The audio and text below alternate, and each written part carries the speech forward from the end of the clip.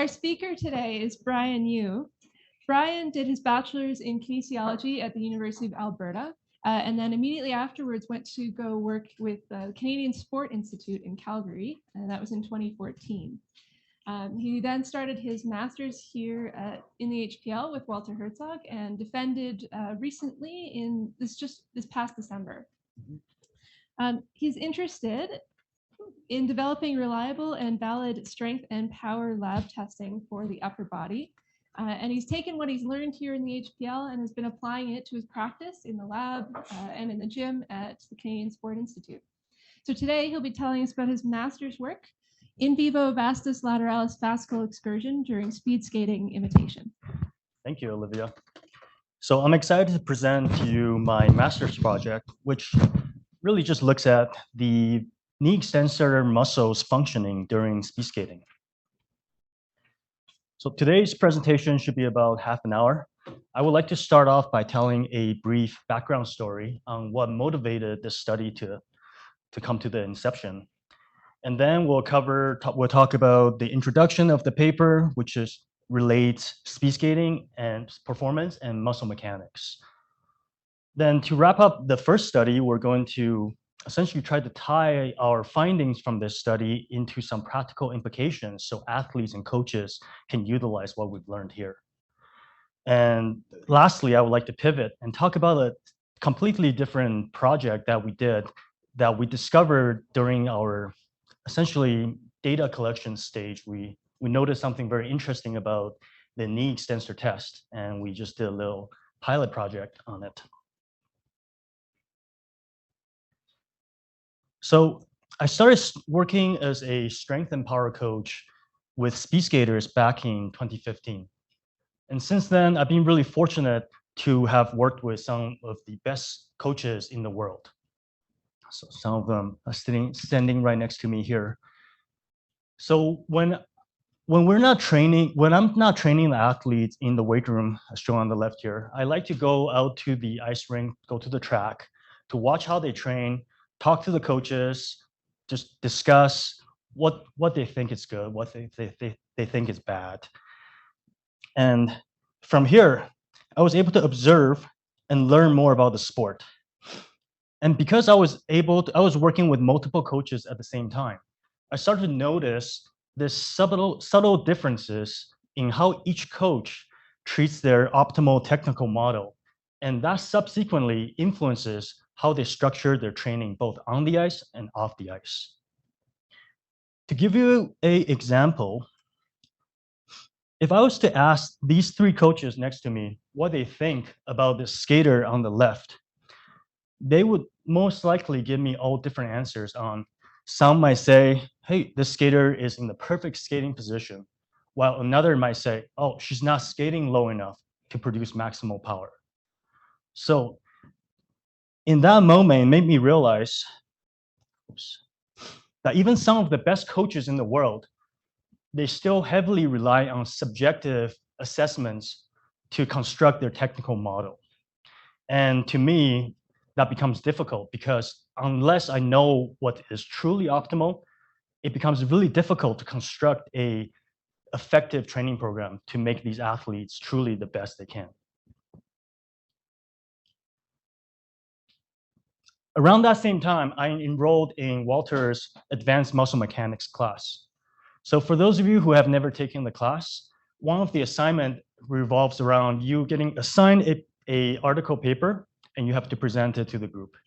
And my paper was this one here, built for jumping, design of the frog muscular system. So in this paper, Lutz and Rome talk about how the frog can generate maximal power output by meeting three criteria in terms of the muscle mechanics perspective. So after reading about this paper and having presented it, it gave me a little light bulb moment. I was like, what if the speed skaters can be just like the frogs? What if we can find a way to use muscle mechanics to objectively quantify and guide their training, whether it's technical model or how we train them? So with that being said, let's jump into our speed skating and how it relates to muscle mechanics. Shown here, lone track speed skating is an Olympic sport where athletes compete on a 400-meter oval rink. A race can be divided into the start, the straightaway, and the curve. The curve specifically is the most technically challenging portion of the race, and it is key. It is the key in generating maximal power and acceleration for short distance sprinters. Within a skating stroke, we can break it down into two phases. The gliding phase on the left, it is typically involves about 2/3 of the duration of a skating stroke. The muscle action, the joint action is mostly isometric during this phase, and it is associated with a large knee flexion angle typically. On the other hand, the push-off phase begins at the end of our gliding phase, and it is a short explosive motion from a deep knee flexion angle to a near full knee extension.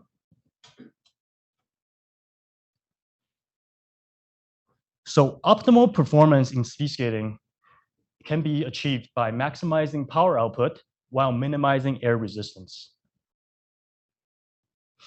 This combination has led skaters to develop this low crouch skating position over the years. So by increasing the amount of knee flexion in this position, the skaters are able to minimize their air resistance while maximizing the amount of work done per skating stroke. However, while most researchers and coaches agree that this low crouch position is the most ideal skating technique, we still have no idea, and we still haven't explored anything about the underlying muscle mechanics in speed skating, and which is ultimately the driving force for these joint action. One of the muscle mechanical properties that comes to mind and can be optimized for sport performance is the force-length relationship, as shown here. It describes the maximal force output a muscle can exert based on as a function of its sarcomere or muscle length. At the plateau region up top here, we have maximal actin-myosin overlap. And this is where it's ideal for generating maximal force as well as power output. When we construct this relationship on a whole muscle tendon unit level, we get the torque angle relationship. This is a commonly used assessment in sports, in athletes, for assessing performance metrics or rehab status. So in sport performance, like speed skating, it would be also ideal for our athletes to operate near this optimal plateau for maximal force output potential. On top of the basic concepts about force-length relationship, there are two other key characteristics that interested me and relates to sport performance. The first is that the shape of the force-length relationship can be altered by performing either joint angle specific training, accentuated eccentric training, or by exposing to chronic sport-specific positions. In previous studies, just as an example, Herzog and colleagues have found that the cyclist rectus femoris, which is a biarticular muscle, is the stronger in a shorter length as it operates on the descending limb. And the runners, rectus femoris, were stronger in the longer length as it operates on the ascending limb of the force-length relationship. The other noteworthy aspect about our force-length relationship is that it could be potentially used to optimize sport performance as well as sport position. For example, we can change the seat height of a bike or the crank arm length to match up the athlete with the best possible outcome. Or alternatively, we can alter the starting block in track and field to do the same thing. When we relate this to speed skating, I believe that we can use muscle mechanics to determine the optimal starting position. So if we look on the left, one skater starts off fairly high while another one is already in this low crouch position. Or we can use this to help us further guide how high and how low these skaters should skate. For example, we see 3 different skaters skating at different crouch position, and they're all world champions and Olympic champions in their respective disciplines.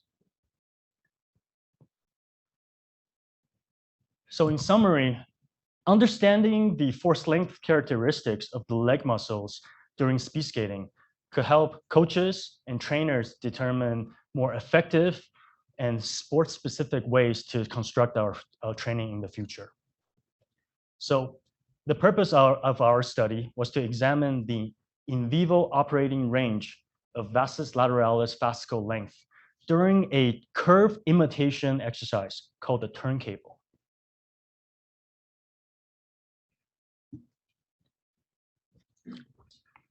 To achieve our objective, we needed to do 2 things. First was to determine the force length relationship of the knee extensor muscle group. And we did this by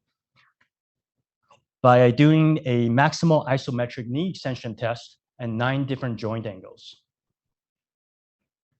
Following that test, we determined the fascicle excursion during the turntable exercise by measuring the vastus lateralis fascicle length at 3 distinct time points that define the gliding phase and the push-off phase of skating.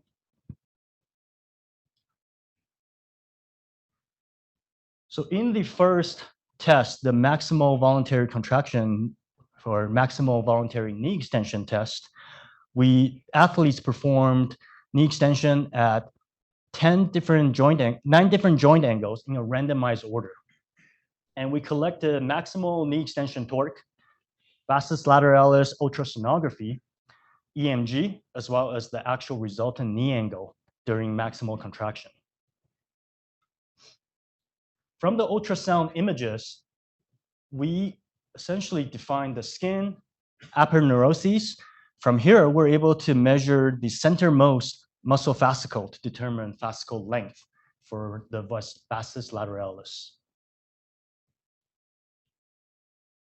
For our second test, the turntable test, skaters performed this turntable exercise shown here at 3 different intensity, 50%, 75%, and 100% effort at a constant treadmill speed of 0.35 meter per second. We identified these 3 time points of interest to define our skating phases. The initial contact was defined as when the foot makes complete contact on the treadmill. Peak EMG was taken when the EMG value was the highest pulse for each stroke. And takeoff, similar to the initial contact, was defined as when the foot loses complete contact from the treadmill. And from here, we use from initial contact to peak EMG, and we define that as the gliding phase, and peak EMG to takeoff, and we define that as the push-off phase of speed skating. We collected similar outcomes as our first test during the turntable test, except for the knee extension torque. We replaced that with a lateral force that was fixed to a wall mount. And all the results were taken from a mean value of the 3 consecutive strokes during the test.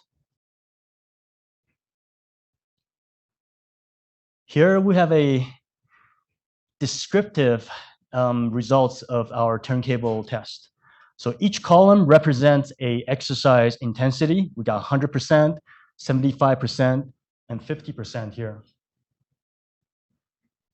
If we were to look at the EMG and the lateral force, we're pretty pleased to see that these exercise efforts or trials were distinctively different between the 100%, 75%, and 50%.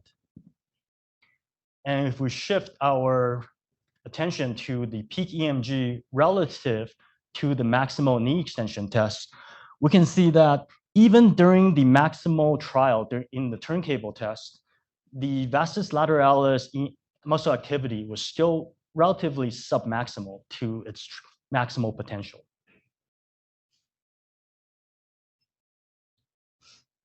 Now, let's look at the torque angle relationship from our first knee extension test. On the y-axis, we have normalized torque relative to their absolute peak torque. And on the x-axis, we have knee joint angle. Each data point represents the average value of all 16 of our participants, and the crossbar represents plus and minus 1 standard deviation. From here, we took a technique from a previous paper and we overlaid our speed skating joint angle excursion over this torque angle relationship. And it looks like this. So attention here, we have initial contact, the average knee angle during initial contact of our participants, and plus and minus 1 standard deviation. From here to here, we defined it as gliding phase, and from the peak EMG to takeoff, we defined as the push-off phase. So when we compare this turntable test and overlay it, we can see that it covers the entire joint angle excursion, which is not very surprising because of how large the speed skating stroke movement is. However,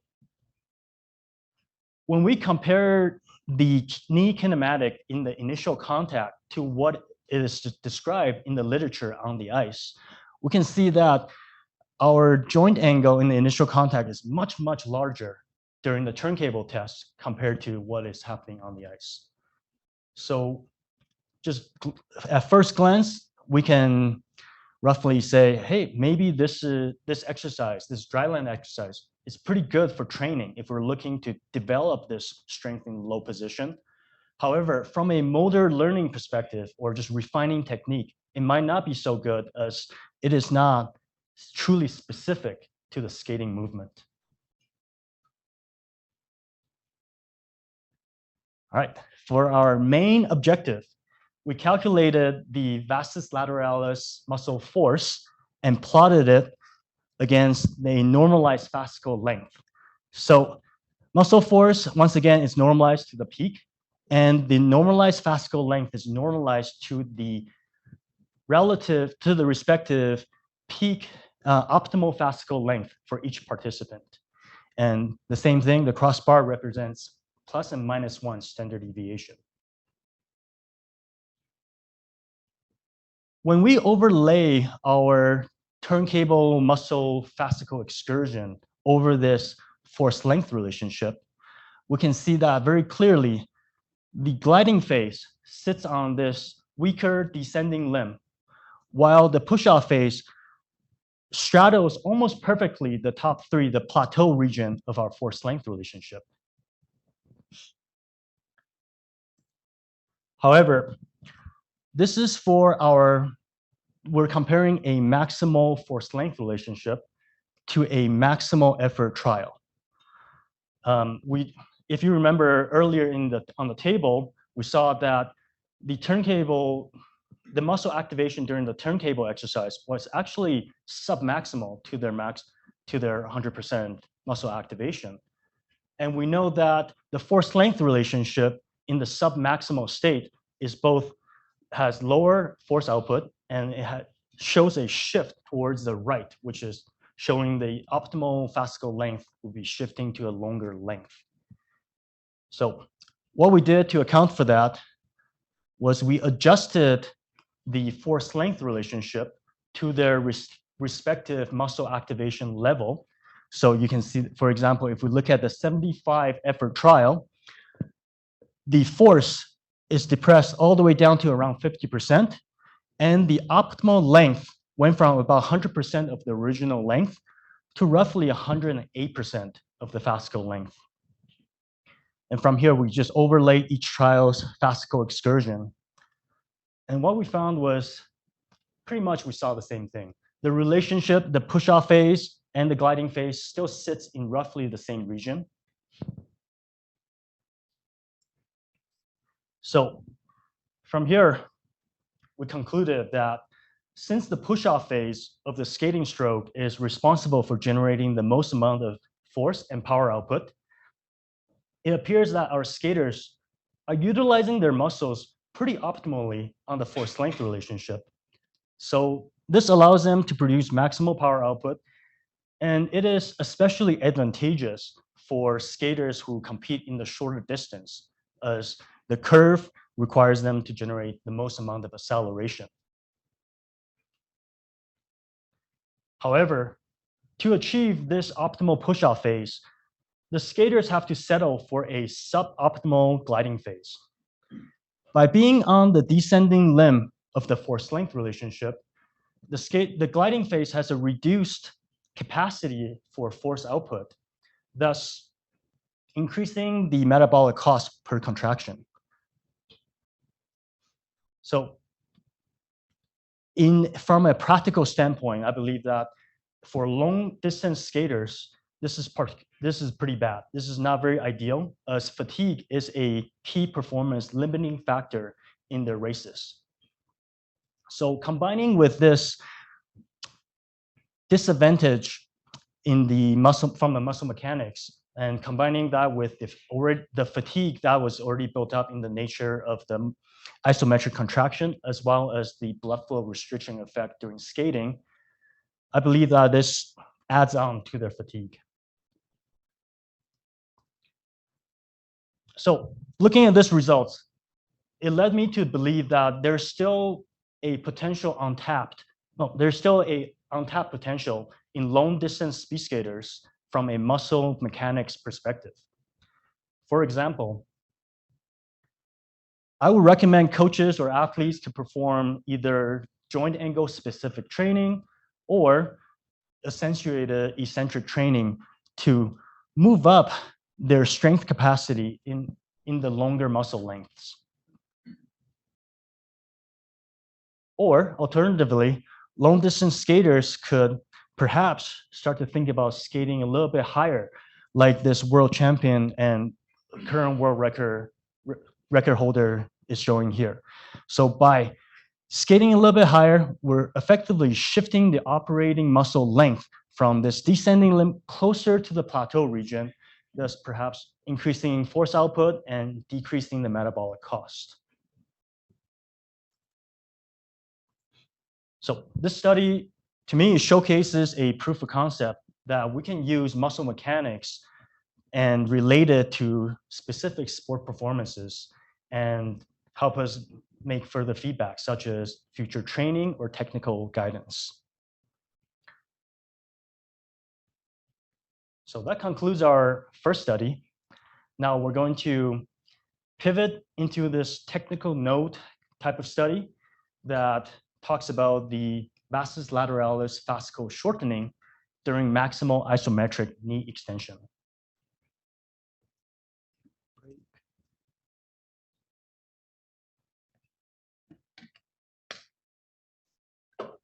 As shown in this video here, we can see that the maximal voluntary isometric knee extension is actually not entirely isometric. And that is due to two main reasons.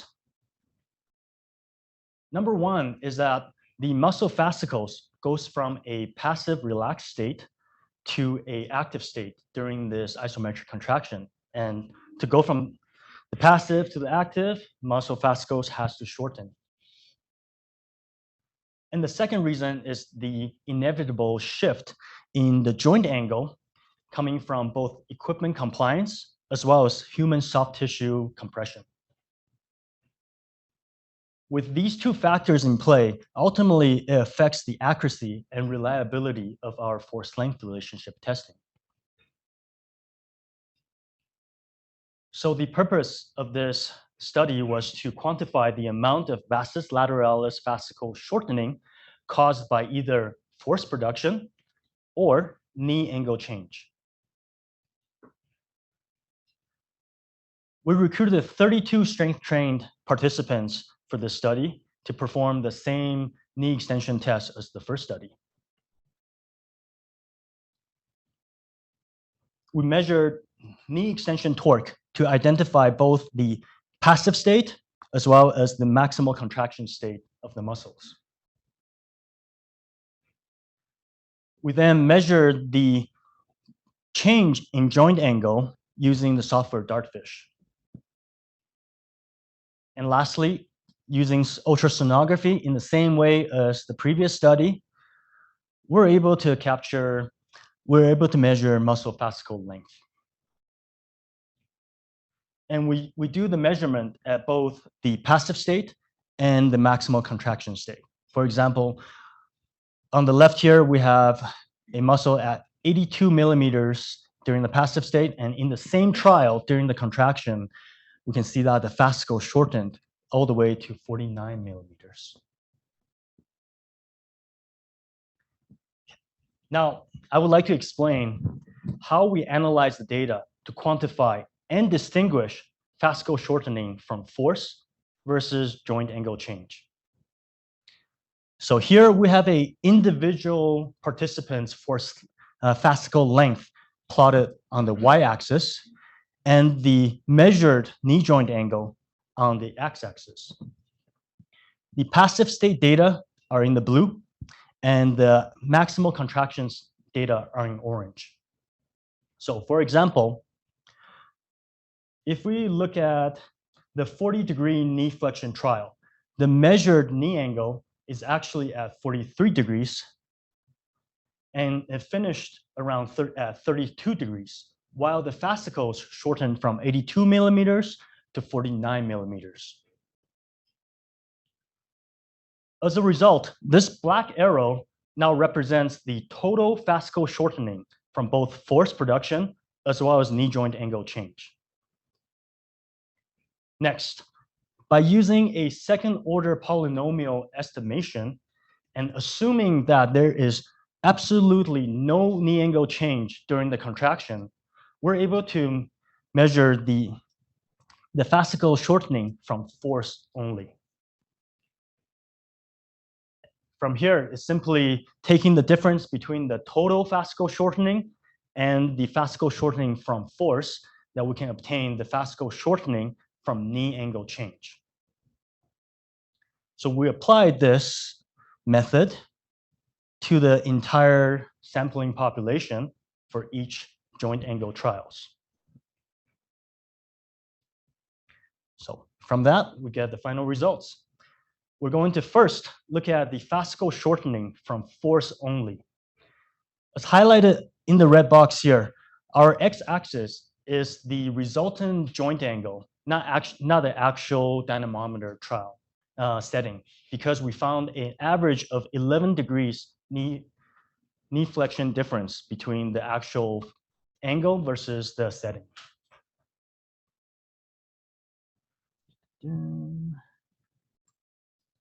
Okay, now we have fascicle shortening from force.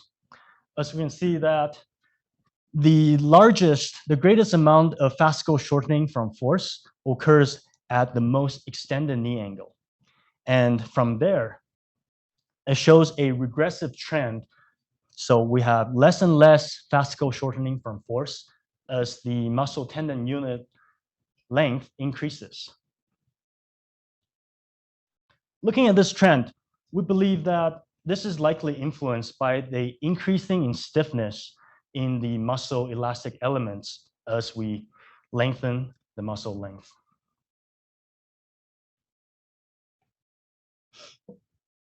Next, we calculated the average knee angle change at each dynamometer trial, and we put it in the bracket here next to our original x-axis. From here, we calculated the amount of fascicle shortening from knee angle change and put it on top of our initial results. So shortening from force is in the white column, in the white data, and the gray boxes represent the shortening from knee angle change. From here, we see that the greatest amount of fascicle shortening from knee angle change occurred at around 66 degrees, which is very, very close to our optimal knee joint angle around at 65 degrees.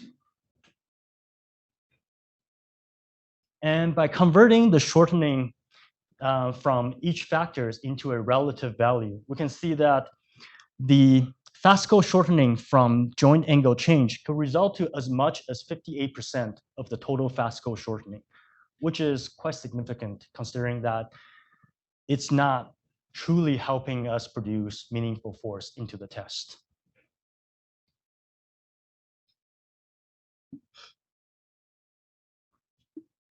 It is well accepted in the literature that fascicle shortening reduces the force production capability of a muscle due to residual force depression. So the amount of force reduction is actually directly related to the amount of muscle shortening or fascicle shortening. In this case, we can see and expect a higher amount of force reduction in the more extended knee angle, so when the muscle length is shorter, and vice versa. We also found that the joint angle change increased with a greater amount of knee extension torque, and we saw the relationship at about R square of 0.97. So this is especially important as during the optimal knee angle, where the greatest amount of torque is produced, we could potentially be underestimating the amount of actual muscle force produced significantly. This small project highlighted the importance of quantifying fascicle shortening and joint angle changes in force length relationship testing.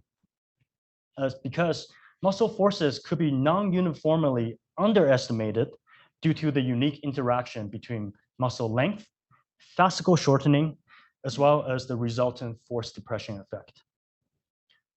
With this information, we can either quantify the forces lost by calculating the amount of work done during the shortening and to give us a more accurate result of force length relationship. And also by understanding the limitations of this study, strength and conditioning coaches or physiotherapists can then interpret the data with more precision as we utilize the functional force length relationship to monitor both rehab and sport performance.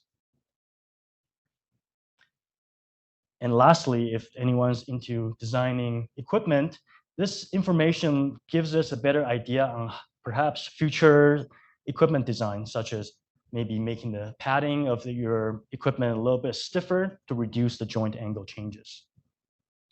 So that being said, that is my talk. Thank you, guys.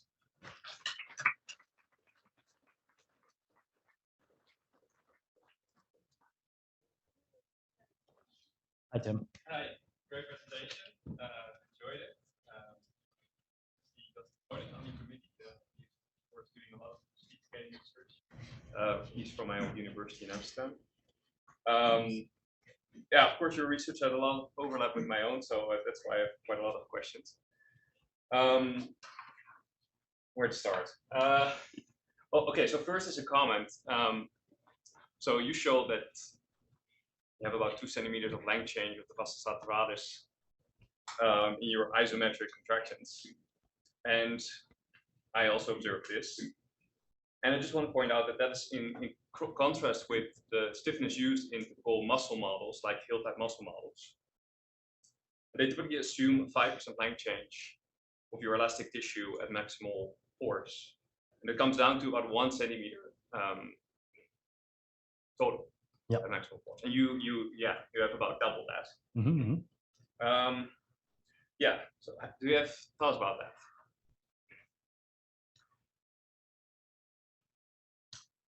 I actually have no thoughts on that. That's very interesting. I didn't know the hill types model predicted only 10 millimeters of change, because most of the trials I'm seeing upwards of sometimes 20, some even 30 millimeters of shortening in contraction. Yeah, so I think this is still unknown. So I invite everyone to think about this. But I currently think it has something to do with the aponeurosis, as the hill type models, they are based on tendon stiffness. And it could be that because of the vastus lateralis aponeurosis is so big and so dominant that it might have a lower stiffness, and that might explain this. And yeah, I also think that the effect of joint angle on this is super interesting. As you said, there might be an increase in the stiffness with joint angle, but I also don't think that we know how this is possible. Then a sort of a more critical question is, or questions that's common is, at some point you were talking about metabolic cost, and Mm-hmm. you should maybe be a little bit more careful because I think you didn't measure that. Yep. And so you sort of speculated that metabolic cost could be a higher, so let's say the cost per unit force could be higher at longer lengths. And I don't necessarily believe that. I don't think this has been tested. So it would be great to test this. So a couple of reasons that I don't necessarily believe this. So one is that the passive force, right? So there is an increase in the passive force with joint angle. And this is actually a question. So you typically, or you show a lot of torque angle plots. Is this active force? Is this or active torque? Is this total torque? How did you deal with the passive torque? All the results I presented were active torque. So we take the total torque minus the passive torque from the resting state. And then the force was calculated the same way. Okay. So do you still stand by your claim that it's a problem for athletes to be in a bigger joint angle? Because for me, it wouldn't, I don't see a reason why it would matter if your torque is active or passive. It's torque, right? You can use it. So from doing the dynamometer testing, and taking our athletes all the way to 120-degree knee flexion, which is as deep as we can with that machine, we still saw a fairly minimal amount of passive torque, as these athletes with massive thighs and massive muscles just resting on it. I think that when we discussed, it was about like a 5% change to the actual active torque. So I don't believe that the passive torque, at least in this study, would have played too big of an effect. Okay. However, I do agree with you that I didn't measure any metabolic costs. My assumption of a higher metabolic cost was simply stemming from if they have to produce a set amount of force in that gliding phase, then by that definition, if you're on the descending, deeper into the descending limb, you have to activate, maybe perhaps recruit more muscles to generate that same amount of force. Yeah. At least that's from what I've read. Yeah. But I should measure it. Yeah. So that's a good reasoning, but there's a couple of more problems with that. So first of all, is what you already mentioned, the shift in the force length curve. That I think it's believed that that's due to a increase in calcium sensitivity.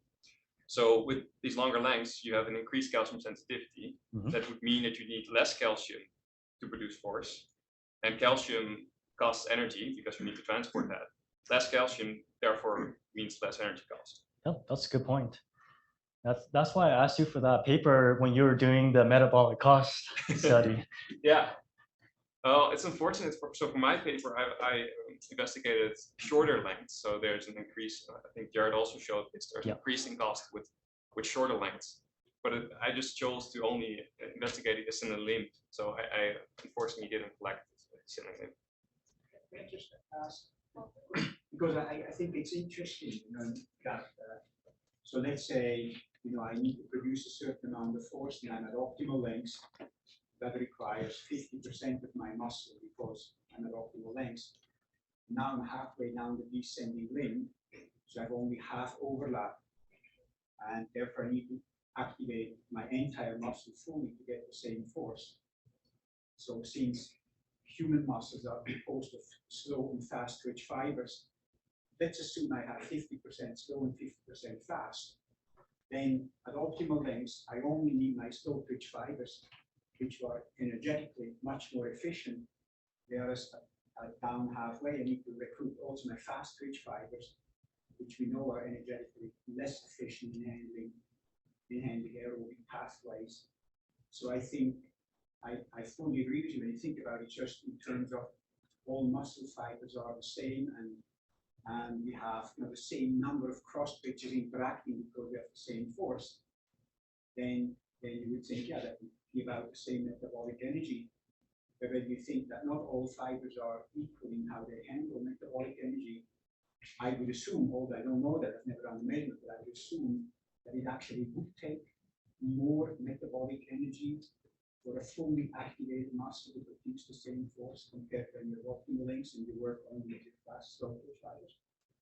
Yeah, well, I agree with that. I just think that maybe you don't need to double your activation because of calcium sensitivity and other things. So it would also be cool to So see you're saying DMG, for example. So you're saying the effect could be a little less and maybe not big enough for me to make such claims, which I agree. I think we need to dig into it. Yeah. Well, and the last, sorry, then I'll stop. Can I ask something? Yeah. The question, of course, is metabolic energy a limiting factor in speed skating? Because I would assume not. I don't think so either. I would assume strength is much more dominant.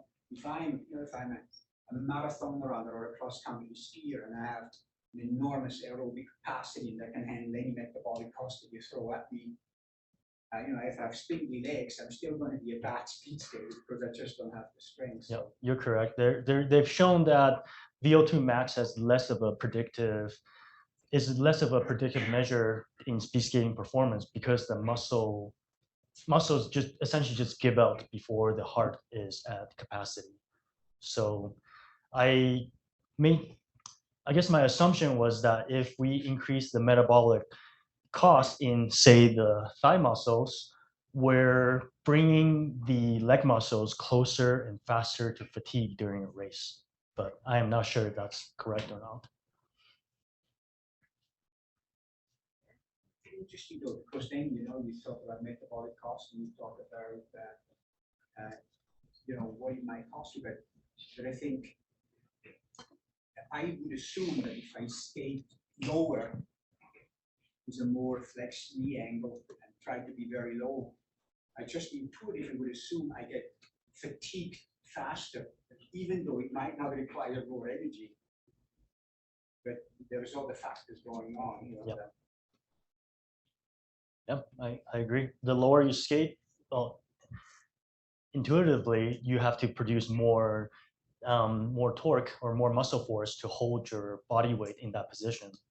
Therefore, I mean, also in cross-country skier, when skiers poop out, you see it because they stand up. Come up. Yeah. And I think in speed skating, it's probably the same. When they get tired, I would assume they come higher and higher.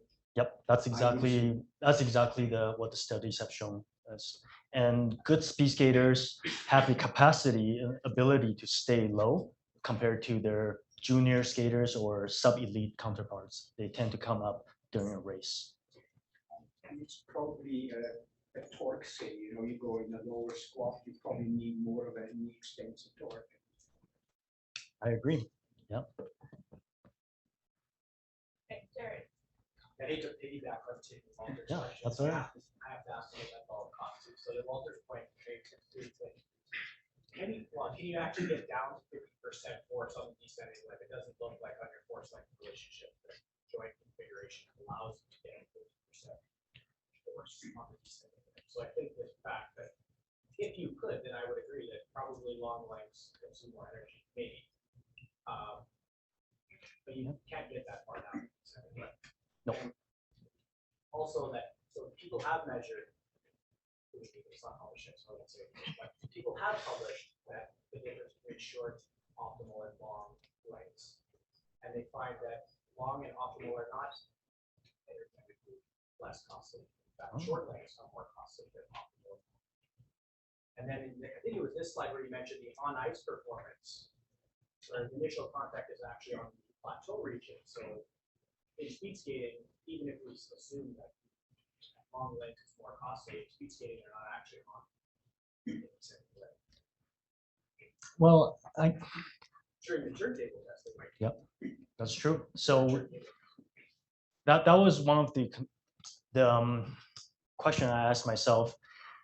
At this point, can we even take this muscle fascicle length result as what's happening on the ice? And I would argue I cannot, but the alternative, I guess the answer I came up with was that this is a movement that is the closest possible to without measuring on the ice. And this is an exercise they do almost every day. So this is like the first step. And I believe that if they're operating such as this during training all the time, that's ultimately going to affect how they respond physically. But that's a very good point that you brought up. I just ask another question. Follow up. For your kind of technical note paper, so you measured torque and then converted that to force, Yes. accounting for angle change. So how did you measure moment arm? Did you account for angle change and or the impact of force change on moment arm?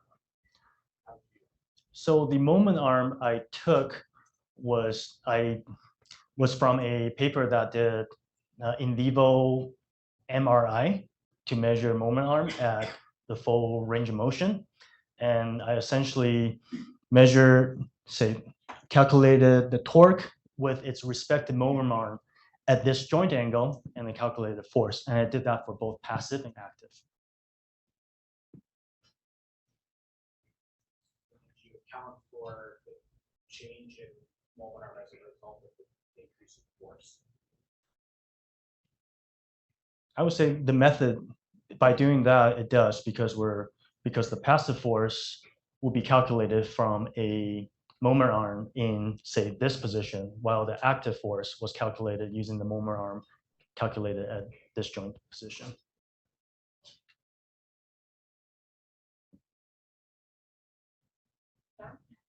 Yeah. So when you go back to that speed skater and you've got the force length relationship there. Yep. Is that a predicted force length relationship from like previous studies where they related it to what you would see in the isokinetic dynamometer? These are the results. This relationship is the one that we constructed for the 16 speed skaters. So that's a direct measurement of the fascicle length as it changes from the side stepping exercise? Yes, sir. Okay, Yeah. so you actually know that, because I was wondering if that would then shift the results based upon the corrections that you. No, unfortunately, there's no other studies that look at muscle mechanics. So this is All what we okay, measured. that's fine. The other question that I had with that is that when you start to do those correction factors from the isokinetic dynamometer, you're obviously doing them in the chair, and the passive load is being put on by the arm and its rotational force basically against the muscle, applying the person's muscle. If you were doing it in an actual activity, you would have that passive force taken up by gravity, the effect on the person constant. Do you think that would change the way that you're interpreting that? I'm sure it will, but I actually never thought about analyzing it like that. So would you say, would that affect my fascicle with the excursion? I guess if you're measuring it directly in these athletes here, if that's coming out direct measure, it's already would have that passive force would be obviously applied to the muscle fascicle and take out the slack. Yep. I think that would probably have an effect on the overall force output if we were to measure on a force plate during that turntable movement or the lateral force. But since the fascicle length was our main outcome, do you think the passive force in this position will affect its fascicle length at all? If you're measuring it directly as you take it, you're probably compensating. I think so too, but that's a good point. Thank you. Hi, Tim. Or Benno. Let's go to Benno first. Hi, Benno. Now, your final goal is to have better performance, correct? Yes, sir. And I don't understand too much about speed skating, but I understand a little bit about rowing. And rowing in the early 80s, there was a phenomenon that was really surprising. There was one German horseman, Krabbe was his name, who was an average rower. suddenly won every international competition. And what he did was he changed the construction of the boat. You know, the rowing boat, the seat moves. Yep. And the outriggers are fixed. Yep. And he fixed the seat and moved the outrigger. Oh. By doing that, he pulverized the whole rowing community. Now, it is not allowed anymore. But what he did was he minimized the change of movement and the change of speed. And the change of speed is proportional to the exert power of the force. Yep. Now, that's a completely different strategy, but could you use such a strategy to change your gliding and pushing and making the movement more constant? Absolutely. Unfortunately, we didn't measure force velocity in this study, but talking to my supervisor in the Netherlands, he did mention that that's exactly what the long distance skaters are doing. Instead of spending so much time, 2/3 of the skating duration in this gliding phase, the long distance skaters are adopting more of a faster frequency and just minimizing the amount they have to stay in this isometric state. So I think that's one strategy similar to what the rower did, but I guess towards a different spectrum. And that seems to be producing results. How are the differences comparable? Are they in the same order of magnitude, or which one is more effective? Your strategy or the strategy of the changing of the? That I have no idea. I don't think any studies have come out to analyze that aspect yet. I would go for that. Okay. Let's do it. The rowing was dramatic. Yep. In swimming, you see two breaststroke. It's basically moving like that. One at a time. Yeah. And but by changing the frequency. Growl is moving like that. Yeah. Yeah, that could be interesting. I will also question the training and perhaps supplementation of that German rower down the future. Just kidding. Pardon? Oh yeah. There you go. But there is a very simple mechanical explanation for that. Because when the seat moves, and Krabbe was a big single oarsman, probably about 100 kilos, and he moved 100 kilos back and forth, yeah. It's accelerated and decelerated the boat and caused enormous changes of the boat speed relative to the water. That's and cool. When he then stayed stationary and he moved the rigger, then that was, I don't know, 5 kilos or 10 kilos that went over a similar distance. So the acceleration, deceleration was tremendously minimized. And anybody who then used that rode immediately faster like a crab skate. Huh. Then it was disallowed because it was a very expensive construction. And you know, the junior rowers or little kids couldn't really do it. And I think that was the main reason for being disallowed. The reason is known. So that's really nothing to do with doping or anything. That was yeah. Pure mechanics. Yeah. That somebody who thought a few minutes about the rowing figured out very cleverly, and yeah. Wow, just do that again. Thanks, Benno, for your comment. I mean, it's true in all these sports, in all these long distance sports. The only questioning I would have is, you know, speed skating has so little friction. I wonder what the acceleration, deceleration of a speed skater is. You know, in a rowing boat, it's enormous. In breaststroke swimming, it's enormous. From, you know, with the speed changes in a stroke. But I think speed skating is more like cycling, where you carry their speed really well. You know, you're a fairly, and there's not really a big acceleration, deceleration step. I would assume, but again, my Dutch colleagues here know more about that. Yeah. Which reminds me that I actually have a question. Yes, please. Who did you show in your slides that just broke the world record? Don't know if his world record is still standing.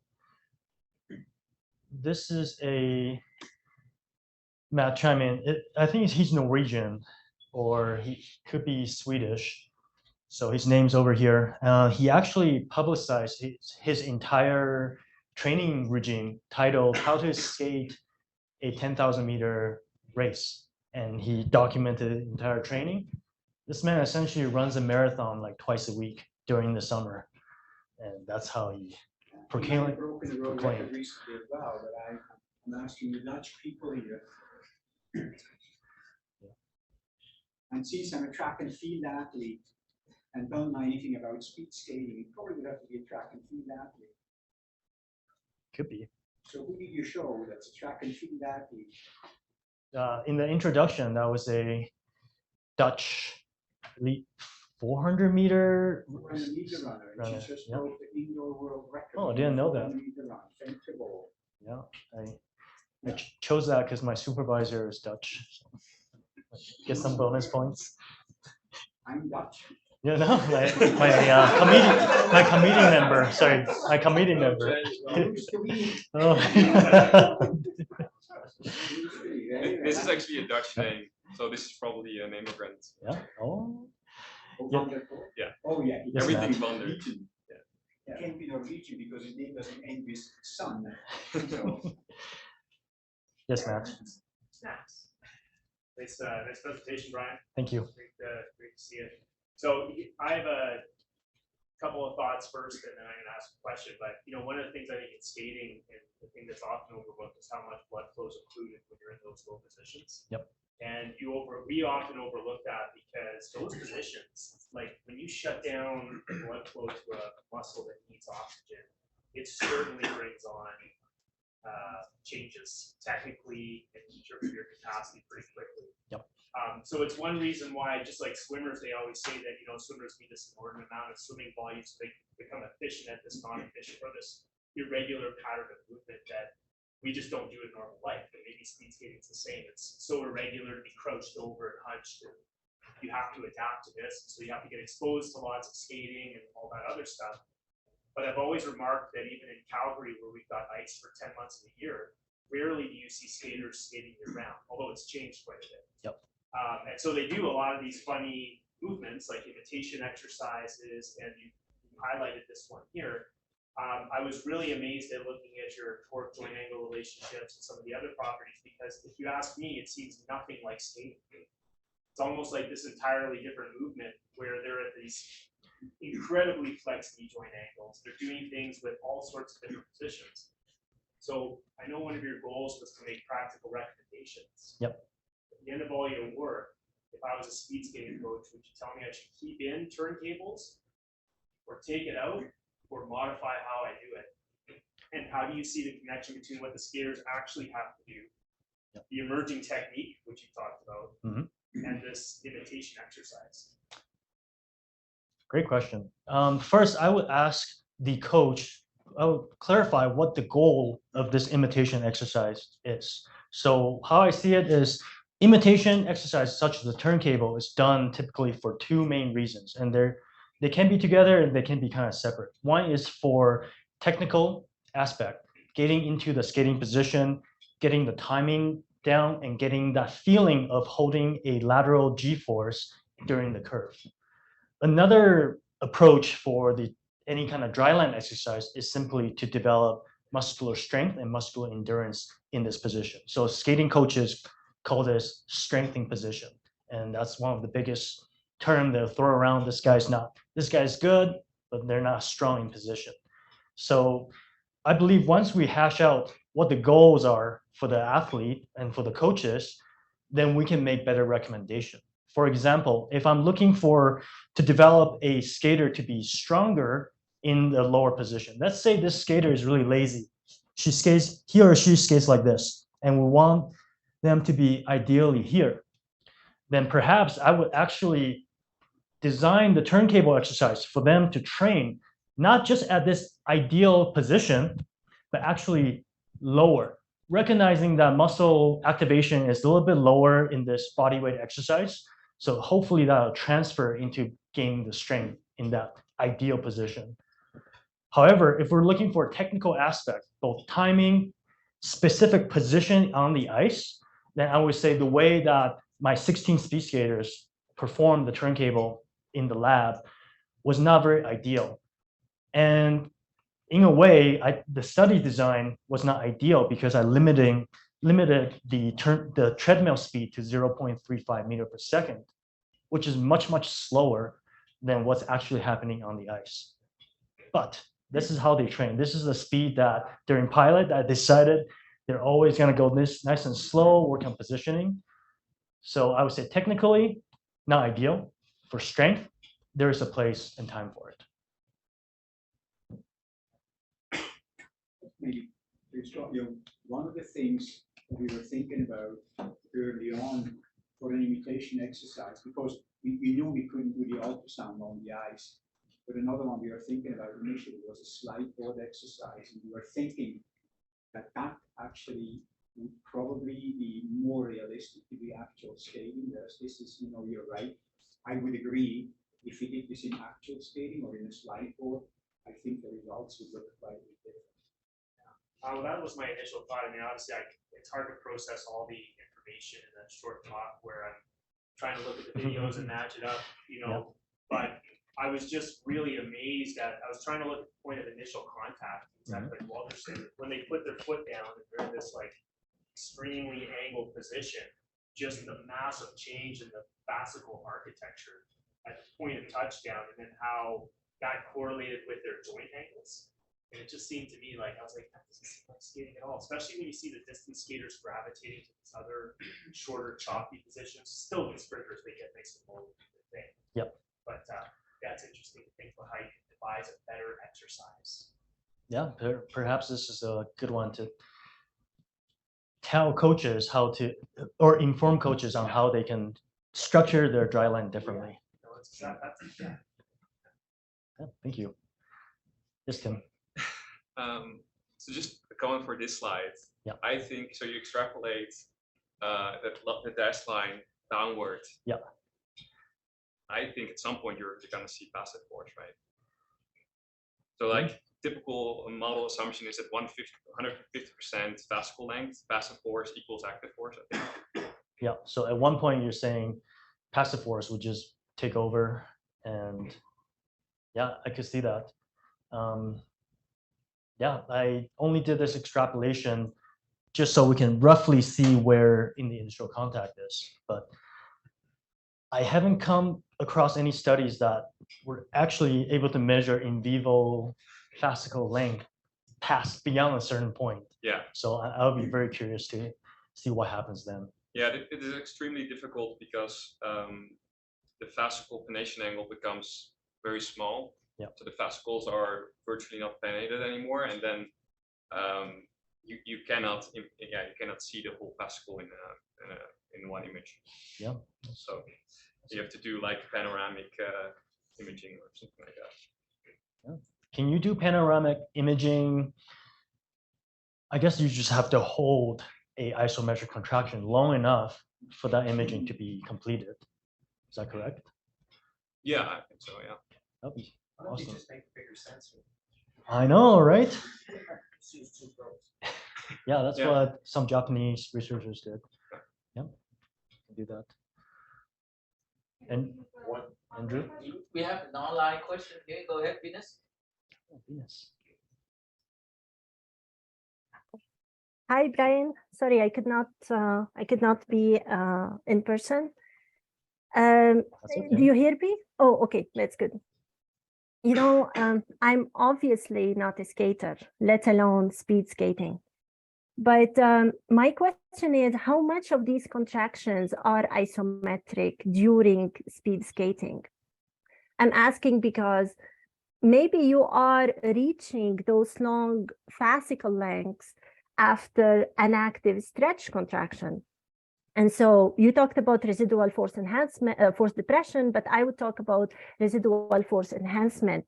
So the force is much higher than what you are expecting from a purely isometric force length relationship. What are your thoughts about this? I don't believe the muscle action, especially during the turntable, is isometric. So what I'm measuring was essentially just a time point of constant shortening, I believe, and I'm just picking out a time point of interest. Even for on-ice skating, during the gliding phase, I would call it more of a quasi-isometric. They are staying around that joint angle for an extensive amount of time, but there's no studies to show whether the muscles are also isometric during that state. So that answers your first question. But even if it's, go ahead, sorry. No, I'm okay. My first question. Okay, sorry, go ahead. Yeah. And your second question regarding residual force enhancement, can you clarify a little bit? Are you talking about after initial contact, perhaps there's some lengthening in the muscles, which would produce? Exactly. So these might be shortening, stretching cycles. So it's not purely isometric contraction. So you're reaching this final length of the fascicles, but you do not know the history before. So you might have reached long lengths in the fascicles actively, like it was an active stretch of the muscle that you reached this long length. And in that case, your force would be expected to be much higher than what you have here. Again, I started with saying I'm not a skater. I know nothing about speed skating, but just a thought I had, like in vivo, it's usually stretch shortening cycles that are happening all the time.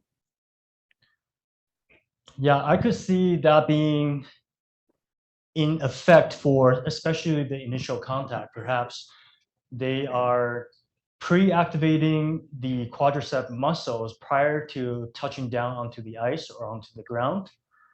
And then they can perhaps sink into it a little bit to get that residual force enhancement. But as they progress from initial contact to the takeoff, I don't see much of force enhancement happening because it's just a constant shortening of the muscle fibers. Okay, perfect, makes sense. And thanks, Venus. Great presentation as usual, Brian. Good job. Thank you. Thank you. Just a comment to what Venus was saying, because I don't think speed skaters do that. But in inline skating, when you see inline skaters, they clearly do a double loading. You know, so inline skaters, they load and then they go, and so they do that. They're never isometric, and they stretch and then they go. Yeah. But I think skaters might not be able to do that, because when I used to go and watch long distance skater, what fascinated me is that it's a very rhythmic sport.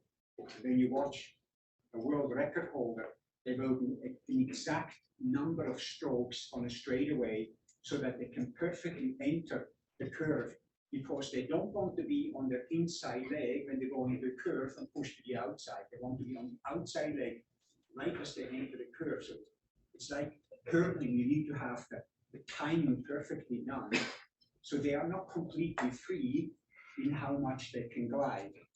And you know, because there's a certain rhythm there that the curve requires them to do. Whereas an inline skater, where they go straight for kilometers and kilometers, they don't have to be worried about that. There might be a slightly different thing.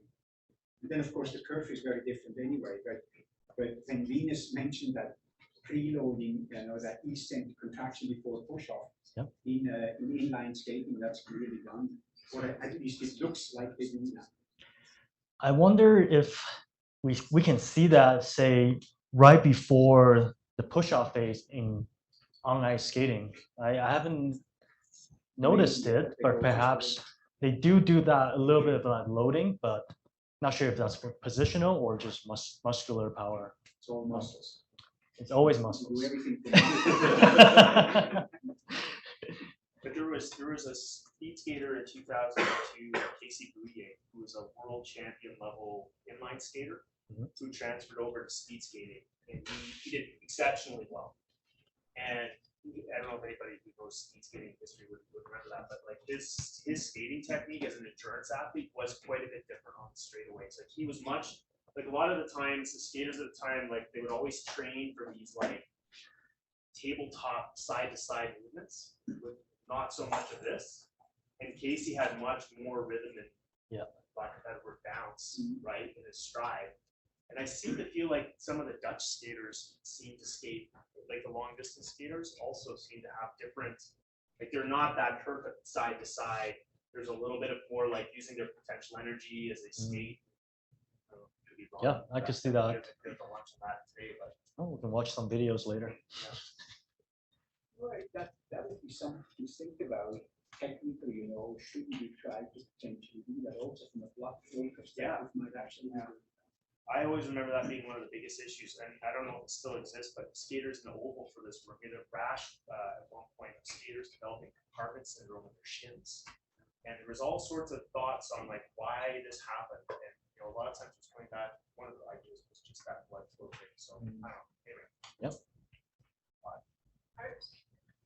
I just wanted to respond to something you said about the turntable and about technique versus strength and conditioning, where you said one part of it might be a technique you want to do imitation, and then in strength and conditioning you definitely do something else. Yep. And I just want to propose that even for technique, trying to imitate is only one possible idea, but just like strength and conditioning, the world is open of what is the right thing to do. Yep. Because anytime you're doing an exercise which is not the task, it's always an abstraction. And there are things to gain from that abstraction, just like you said, from the lowering someone intentionally.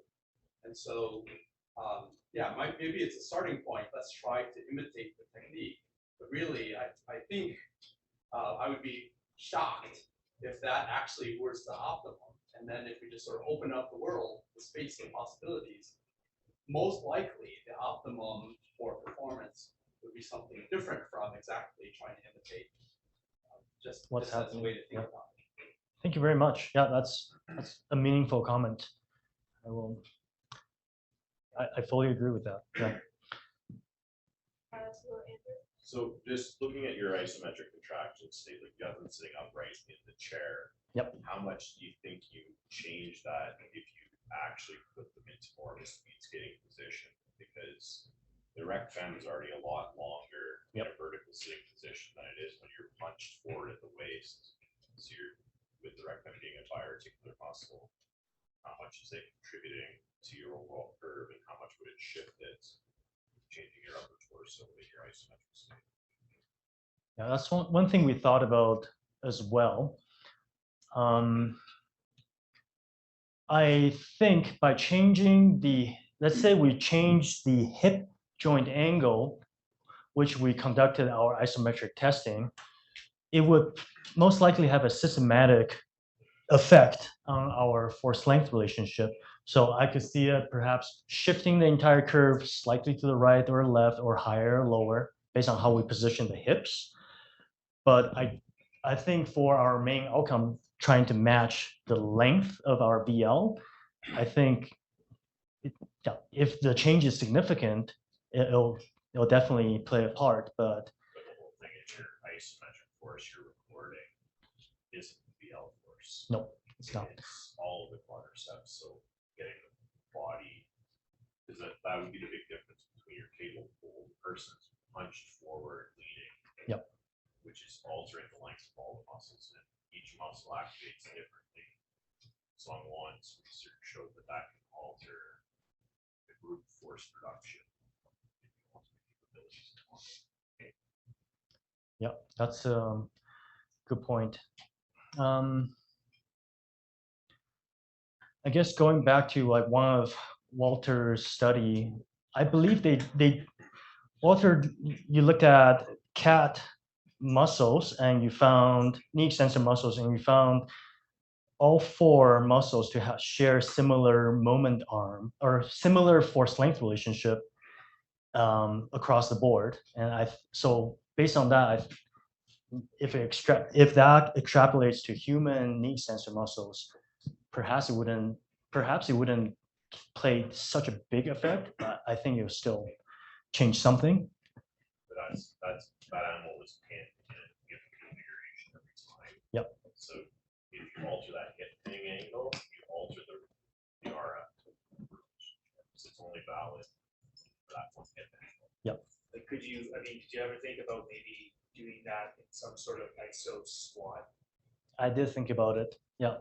Kind of addressing the point, like, it wouldn't be perfectly crouched, bring it back, try to do an iso squat if you're backwards around it. But if you could probably get somebody in a rig or whatever, where now it's a little bit, because I was thinking about that too. It's not just the DL, it's your glutes, it's your hip abductors, your hip extensors. All of these muscles are working together to create the movement. Yes, right? sir. So you can imagine, you think you'd find, so I mean, that might be a way to. Yeah, I think like an isometric leg press. Or a wedge, yeah, like Yep. something to reach forward, yeah, or how the flows change, like press style. Yeah, we thought about doing a additional, like just isometric leg press kind of movement, because the glutes is obviously the biggest contributor to power production. But for this project, we just Start somewhere, so. and I think it would. Then I would have a hard time distinguishing how much of that force is coming from glutes versus knee extensors, and then yeah, could be an interesting next step. Yeah, so Brian, obviously this is maybe a philosophical kind of question. So obviously the modality of training is going to have an effect on fascicle length, centimeters and series, right? Yep. And the history of training. So how much do you think like the history of training at these really long lengths in this crouched position might have an influence or a pre-adaptive phase to allow the athlete then to maximize a completely different strategy out of it? And then if you just went to this strategy, you might not even be able to get the benefits of it because you didn't force yourself to train at the longer length, so you can't left shift your curve. Yeah, I think that would play a huge aspect. And yeah, one of the main goals of this study was to be able to make recommendations on how should you train? Should you train lower? Should you train exactly the same to match up your fascicle excursion? And you know this very well. Chronic exposure to certain muscle length and training in it will effectively shift all the dots towards the right, and that perhaps will put the skater in a better position for gliding, but maybe not so much for push-off. Yeah, and so that's what I was thinking, is that they might be pre-adapting at that previous stage, and then it allows them to left shift it and take advantage of that pre-adaptation. Yep. But if you don't have that training, you can't left shift it when you go to that. Like if you just train in this position, you would be pre-adapted to getting a better efficiency. That's you're talking about if they do not perform joint angle Like specific they, training? yeah, or so now they see this technique and they think, Yeah. oh, I'm just gonna going to train in like a much this. higher position now. Yeah, and They then won't be able to left shift it at Mhm. a later point in time because they won't have had so much training stimulus at the longer position. yes, sir, I agree with that. That's why I think training low will have a better implication. Hi. Hi, great presentation. You mentioned at the end that this information could be really useful for physios. I was wondering, how would this result help with rehabilitation of injuries? Yeah, absolutely. So I guess that claim was more so towards this separate study. And the point I wanted to make was that, let's say you're a physio and you're testing somebody post ACL, and your chosen joint angle in the dynamometer was 65 degrees because that's optimal. I just wanted to bring awareness that even though you're testing at this 65 degrees, the final resultant joint angle may very well be 50 degrees And there's all these muscle mechanical things that's happening to arrive at that point that we need to consider. So perhaps if we can find a way to essentially adjust, say, okay, if your fascicle shortened by this much, we'll add this much more active force to your muscles. And that'll just give you a little bit better and more reliable assessments from trial to trial. Because if pre-post, the way you're testing it, because perhaps you're setting in the same setting, but pre-post, maybe post-surgery, because the person is really weak, they're producing less compression to the equipment. And so they have less force depression, and perhaps you see the same result out of the knee extension torque, when in reality, it could very well not be what's happening on the muscular level. Does that answer it? Yeah. Last question, Jim. Yeah, now I have to choose between my questions. We can talk after too. Yeah. Okay, regarding this slide, so you mentioned that you may have to adjust for force suppression. How do you envision that? Like, how much do you need to adjust? Do you envision that you have some kind of lookup table that you can just estimate that, or would you do a quick experiment? Because it's, of course, you can know the shortening, but how big is the force suppression? Yeah, I think Walter had a great idea before, but I don't remember it. I think by being able to quantify the exact fascicle shortening, we get distance of shortening, and I'm gonna sound like a so from there we can perhaps look up how much work is lost through this much distance and back calculate how much force is lost. That's my understanding of the initial proposal. I haven't dived into it. Yeah, if you have a good idea, yeah, all I'm not sure how yours. to go from work to force. Of course, this is not my main field, so yeah, I'm happy to hear about that. Yeah. Walter. Yeah, well, kind of a work calculation would be good, but another thing that we were talking about at one point is to do an experiment where we ask a person to build up the force slowly, so that the dynamometer could be adjusted in such a way that your fascicle lengths would actually stay the same, but not necessarily your muscle lengths. Yep. And then see, what would you get? What kind of an isometric force would you get? That isometric meaning your fascicle stays the same length, but then your muscle would not stay the same length. Yeah. Yes, sir. Awesome. Thanks. Thank you, Ryan. Thanks, guys.